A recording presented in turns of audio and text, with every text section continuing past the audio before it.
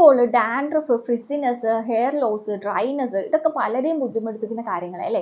ഇതിനു വേണ്ടി നമ്മൾ പല ഹെയർ ഷാംപൂസും കണ്ടീഷണേഴ്സും അല്ലെങ്കിൽ ഹെയർ ഓയിലും ഒക്കെ മാറ്റി മാറ്റി നോക്കാറും ഉണ്ടായിരിക്കും.